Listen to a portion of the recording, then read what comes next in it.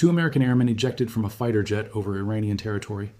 While a rescue operation to get them out was still actively underway, President Trump ordered B-2 stealth bombers into the air for a 36-hour round-trip mission to hit an underground bunker where Iran's Revolutionary Guard commanders had gathered. The next day, he posted something on Truth Social that stopped a lot of people cold, a threat to erase an entire civilization by 8 o'clock that evening. Let's walk through exactly what happened, in order, because the sequence itself is more revealing than any single headline captured. Let's start with the mission itself, because the timing is what makes this story genuinely different from every other B-2 strike in this war. According to Military Times, B-2 bombers flew a 36-hour mission to drop bunker buster bombs on an underground compound where commanders from Iran's Islamic Revolutionary Guard Corps had gathered. The bombers made roughly the same 7,000-mile journey they'd flown before, the same weapon that had proven itself the previous June during Operation Midnight Hammer, when bunker busters battered 3 of Iran's nuclear installations. It's worth understanding what that earlier precedent actually looked like, because it's the direct template this April mission was built on. Operation Midnight Hammer, according to the Pentagon's own account delivered by Joint Chiefs Chairman General Dan Kane, involved 7 B-2 Spirit bombers flying east from Whiteman Air Force Base in Missouri toward Iran, while a second group flew west over the Pacific specifically as decoys, a deception effort known only to a small number of planners in Washington and Tampa at the time. The 18-hour flight east required multiple in-flight refuelings as the bombers crossed the Atlantic and the Mediterranean, meeting up with fighter jets and support aircraft once over land in the Middle East to execute what Kane called a complex, tightly timed maneuver. More than 125 total aircraft participated, and the lead B-2 dropped the first GBU-57 Massive Ordnance Penetrator bombs on Fordo at around 6:40 p. m. Eastern Time, with 14 total MOPs dropped across Fordo and Natanz before the strike package exited Iranian airspace, reportedly without a single shot fired at the returning aircraft. That earlier mission is what every B-2 sortie in this current war gets measured against, and it's why a 36-hour, 7,000-mile round trip in April didn't need extensive new explanation for anyone who'd followed this war from its earliest days. It was already a known, proven capability being applied to a new target. At the 6-week mark of the broader assault on Iran, CENTCOM reported that U.S. forces had struck more than 13,000 sites across the country by that point, with other aircraft, the B-1 and the B-52, playing prominent supporting roles throughout the wider campaign alongside the B-2. Here's the detail that I think most coverage of this specific strike actually missed, because it explains why this mission happened exactly when it did, rather than at some other point in the war. According to that same Military Times reporting, Admiral Brad Cooper's directive to launch the B-2 mission coincided directly with a high-stakes search and rescue effort focused on 2 American airmen who had ejected from a fighter jet over Iranian territory just the previous Friday. President Trump would later liken that rescue operation to a scene out of a movie during a press conference at the White House, saying, quote, "You would call it central casting if you were doing a movie for location, and revealing that hundreds of personnel had been involved in the extraction. So the underground bunker strike wasn't a standalone, isolated decision. It was happening in the exact same operational window as American commanders were actively working to pull 2 of their own people out of hostile territory," which tells you something about how compressed and high pressure that specific stretch of the war actually was for everyone involved in planning it. Quick pause here, because I want you to actually sit with what that overlap represents. Downed pilot recovery is already one of the most resource-intensive, highest-stakes operations any military runs, pulling in helicopters, fighter escort, tanker support, and intense command attention, all focused on getting 2 people home alive. Layering a 36-hour, 7,000-mile bomber mission against a hardened underground target on top of that exact same window means American commanders were simultaneously managing an active rescue and authorizing one of the most consequential strikes of the entire war at the same moment with the same limited pool of attention and resources. Think about what that actually requires from the people making these calls in real time, because it's easy to read past a sentence like that without appreciating the human dimension of it. Somewhere in a command center, officers were tracking the exact location and status of 2 American airmen on the ground in hostile territory, coordinating the helicopters and escort aircraft needed to get them out safely, while simultaneously finalizing targeting data, weapons loadouts, and flight routing for a separate massive bomber mission thousands of miles away, against a target whose entire value depended on hitting it before the gathered commanders inside ever dispersed. Those aren't 2 problems you solve sequentially, one after the other, with each one getting a commander's full attention in turn. They're 2 enormously consequential, time-sensitive problems being managed in parallel by people who don't get to pause one crisis to fully focus on the other, which is exactly the kind of pressure that shapes decisions in ways a calm, after-the-fact news report rarely fully captures. If you're wondering what happened in the immediate aftermath of that strike, stick with me, because the next 24 hours produced one of the most extreme public statements of this entire conflict. Let's talk about what came next, because this is genuinely the part of the story that changed the tone of the entire war, at least for a news cycle. According to Military Times the following day, in a post on Truth Social, Trump escalated the rhetoric even further, threatening to eradicate Iranian civilization if Tehran did not capitulate to his demands by 8 o'clock Eastern Time that Tuesday. His exact words, quote, "A whole civilization will die tonight, never to be brought back again." He added, quote, "I don't want that to happen, but it probably will." White House Press Secretary Caroline Leavitt, when asked to clarify what that actually meant operationally, told Military Times only that, quote, "Only the president knows where things stand and what he will do." I want to sit with that phrase for a second, because it's about as extreme a threat as any American president has issued publicly during this entire war, and it deserves to be treated with exactly that weight rather than glossed over as just another dramatic social media post. Threatening to erase an entire civilization is not standard diplomatic or even standard wartime rhetoric, even accounting for how heated the language throughout this conflict has already gotten from multiple parties on both sides. And the fact that his own press secretary, when directly asked what it actually meant in practical terms, essentially said nobody but the president himself knew what would actually happen, tells you this wasn't a coordinated, deliberate policy announcement with a clear military plan sitting behind it. It reads much more like a raw, in-the-moment reaction, issued in the emotional aftermath of ordering a major strike while American airmen were still being pulled out of hostile territory nearby. Let's think about what that kind of statement actually does strategically, separate from whether it reflected any real concrete military plan. A threat that vague and that extreme, one an administration's own spokesperson can't clarify, functions less like a specific operational warning and more like a deliberate escalation of uncertainty itself. Iranian leadership reading that statement has no way to know whether it represents an actual imminent plan for a dramatically expanded campaign, or whether it was simply an emotional reaction that will fade by the next news cycle.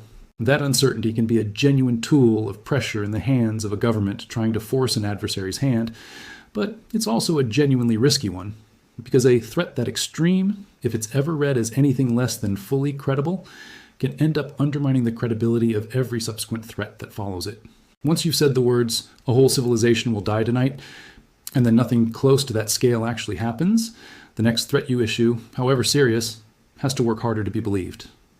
Let's talk about the broader context this specific threat landed inside, because it wasn't an isolated flare-up, disconnected from everything else happening in the war at that exact moment. This B-2 mission, and the threat that followed it, came during what multiple outlets have described as one of the most intense stretches of the entire conflict, with CENTCOM's own tally of more than 13,000 struck sites by the 6-week mark, giving you a sense of just how relentless the pace of this campaign had already become well before this specific bunker strike even happened.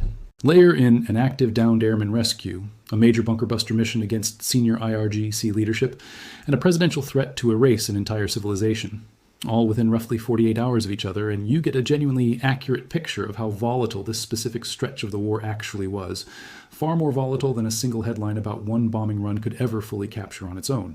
Now, I want to address something directly, because it's exactly the kind of claim that spreads fast in a war this online, and I think it deserves a clear, honest fact check, rather than either amplifying it or ignoring it entirely.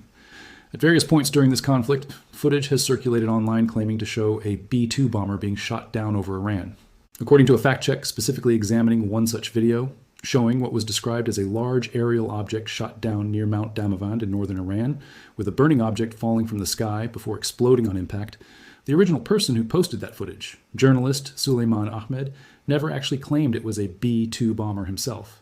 That specific claim came entirely from other social media users speculating in the replies, with one commenter writing, quote, "Never seen any impact like this, and again, nobody ever saw a B-2 bomber crashing. My bet is it is a B-2 bomber." The fact check's own conclusion was direct and unambiguous. There is no evidence and no confirmation from any actual authorities that the object shown was a B-2 bomber. And the analysis specifically noted that Iran has strong incentives to publicize a loss like that if it had genuinely occurred, and hasn't done so. It's worth walking through why that specific detail, Iran's own incentive structure, matters so much for evaluating a claim like this one. Throughout this entire war, Iran's government and state-linked media have shown no hesitation about publicizing claimed successes against American and Israeli forces. Dueling loss claims have been a consistent feature of this conflict from its earliest days, with Iranian outlets regularly announcing destroyed aircraft, sunk ships, and downed drones, some independently verified, many not. A B-2 is one of the most expensive, most symbolically significant aircraft in the entire American arsenal, and shooting one down would represent, by a wide margin, the single greatest propaganda victory available to Iran in this entire war. If Iran genuinely believed it had actually destroyed one, every incentive in its wartime information strategy points toward announcing that fact immediately, loudly, and repeatedly. The complete absence of any such announcement from a government that has not been shy about claiming other successes throughout this exact same conflict is itself meaningful evidence, not proof beyond doubt, but a genuinely significant data point that argues against the shoot-down claim, rather than for it. I'm including that fact check specifically because you told me plainly, no fake data, and a claim like a downed B-2 bomber is exactly the kind of thing that could spread through a script like this one if I wasn't careful to separate confirmed reporting from unverified social media speculation. As far as the actual confirmed record shows, no B-2 has been lost in this conflict, and every mission we've discussed today, including this specific one, has been reported as returning home successfully. Let's talk about where things actually stand with the B-2 fleet right now, as of this week, because that's genuinely relevant to understanding what newest actually means in the context of this specific story. According to Air and Space Forces magazine, as of July 23rd, the United States has deployed key new electronic warfare aircraft overseas that would be critical for any large-scale operation against Iran, specifically two EA-37A Compass Call electronic attack aircraft, which moved from Davis-Monthan Air Force Base in Arizona to RAF Fairford in the United Kingdom. That same reporting frames this deployment directly in the context of President Trump publicly weighing whether to resume a full-scale air campaign against Iran. Let's talk about what an EA-37A actually does, because understanding its role tells you exactly what kind of operation this positioning is meant to support. The Compass Call is built specifically to jam enemy communications and radar systems, flying ahead of or alongside a strike package, to blind and confuse an adversary's air defense network before the actual bombers or fighters arrive over target. It's the same basic mission category as the electronic warfare support that made both Operation Midnight Hammer and the earlier phases of this current war possible, degrading Iran's ability to detect and track incoming aircraft before they're close enough to be engaged. Positioning two of these aircraft at a UK base, rather than leaving them at their normal home station in Arizona, isn't a subtle signal.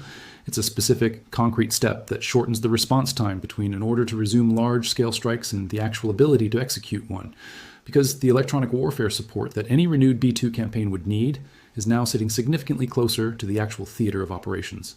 So, as of right now, the newest B-2 relevant development isn't actually a fresh bombing run. It's a specific piece of supporting infrastructure, electronic warfare aircraft, capable of jamming enemy radar and communications, being prepositioned exactly where it would need to be if a renewed, large-scale campaign involving B-2s gets authorized.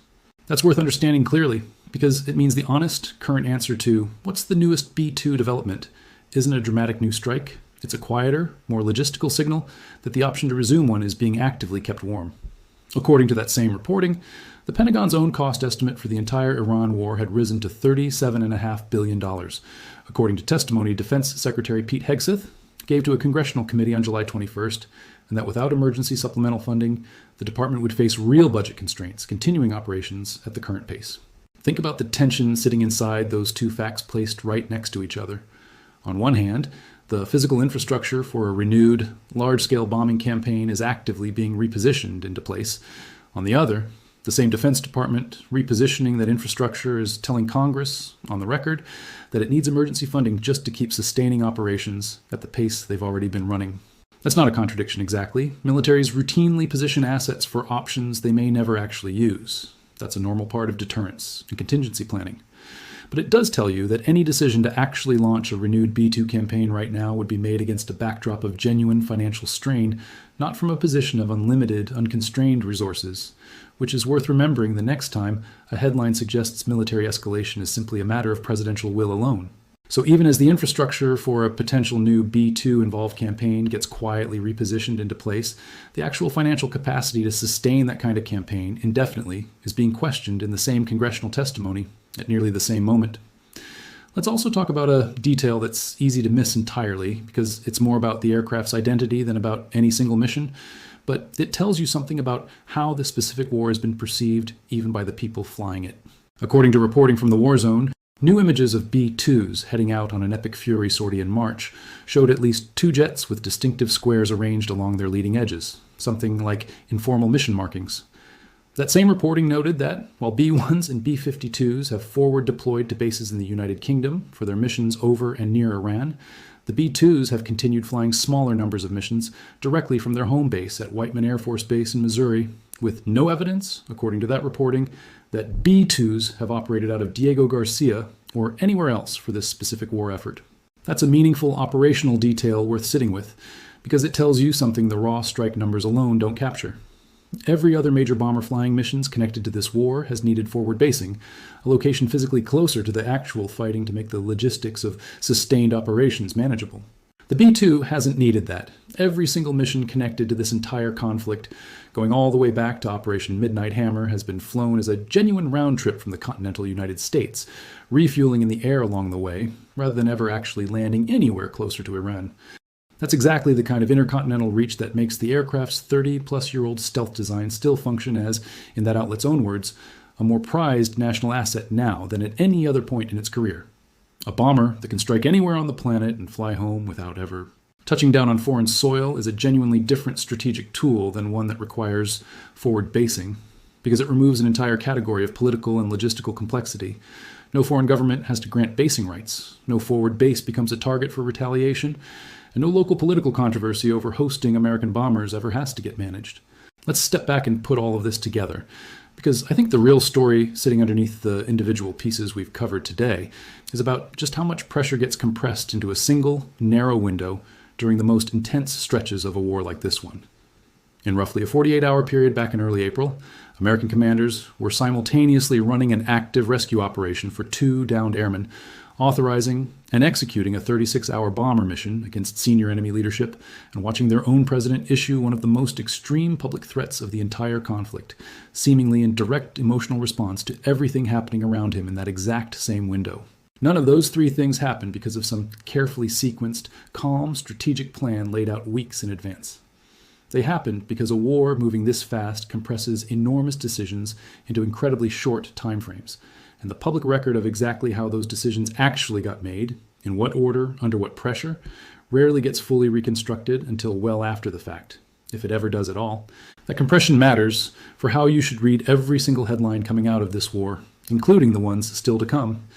A single bombing run described in one paragraph might be sitting on top of an active rescue operation nobody's mentioning in that same story. A dramatic presidential threat might be less a calculated policy statement and more a raw reaction to a specific, intense set of events unfolding in real time. And a piece of electronic warfare infrastructure quietly repositioning to a base in England might tell you more about where this war is actually heading next than any single strike does on its own. So here's the question I want to leave you with. Given everything we've walked through today, a bunker strike compressed into the same window as an active rescue operation, a presidential threat that even the White House's own press secretary couldn't fully explain, an electronic warfare aircraft now quietly repositioned exactly where they'd need to be for a renewed campaign. Do you think the B-2's next mission in this war, whenever it actually comes, will be another reactive, compressed decision made under exactly this kind of pressure? Or do you think the current pause gives planners enough breathing room to actually sequence the next phase of this war more deliberately than the April strike clearly was? Put your honest read in the comments, because I think the pattern we've traced today says something real about how decisions in this specific war keep actually getting made, under pressure, in compressed windows, regardless of how calm and calculated the official announcements make them sound afterward. Before I wrap up, I want to be direct about where the certainty in this story sits. The B-2 mission itself, its 36-hour duration, its connection to the concurrent airman rescue operation, and Trump's subsequent Truth Social threat are all confirmed through Military Times reporting, including a direct quote from the White House press secretary. The current EA-37A deployment and its connection to a potential resumed air campaign is confirmed through Air and Space Forces magazines, reporting from this same week. What I want to be equally clear about is what's not confirmed. There's no verified evidence of a downed B-2 anywhere in this conflict, despite circulating footage and social media speculation. And I'd rather tell you plainly that this specific claim remains unsubstantiated than let it slide into this script unchallenged just because it makes for a more dramatic story. Thank you for sticking with a story built around timing and sequence rather than just a single dramatic strike. It's easy to cover a bombing run as one isolated event, explosion, damage assessment, done. What actually happened around this specific mission shows something more complicated, a rescue operation running in parallel, a presidential threat that even his own staff couldn't fully explain, and a fact-checked rumor that turned out not to hold up under any real scrutiny at all. Stay sharp. Keep asking what else might have been happening in the same window as whatever single headline you're reading, and I'll bring you the next update the moment there's something real and verified to report. Sources referenced in this script. Military Times. B-2s flew 36-hour mission to target Iranian Revolutionary Guard meeting by Tanya Nuri, April 7, 2026, including President Trump's central casting remarks, his Truth Social threat, and White House Press Secretary Caroline Leavitt's statement, Air and Space Forces magazine, the inside story of the B-2 mission to bomb Iran's nuclear sites, including reporting from July 21, 27, 2026 on EA-37A Compass Call deployment to RAF Fairford and Defense Secretary Pete Hegseth's congressional testimony on the $37. $5 billion war cost estimate. The War Zone, TWZ. B-2 spirits heading to Iran appear with puzzling features on their wings. March 25th, 2026. Wyon. Fact check. Did Iran shoot down US B-2 bomber amid war? Here's what we know, including the original footage context from journalist Suleiman Ahmed. CBS News.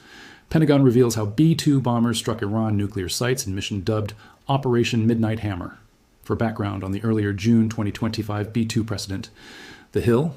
U.S. military used stealth B-2 bombers to strike Iran's ballistic missile facilities. For background on the March 1st, 2026. B-2 strikes earlier in the current war.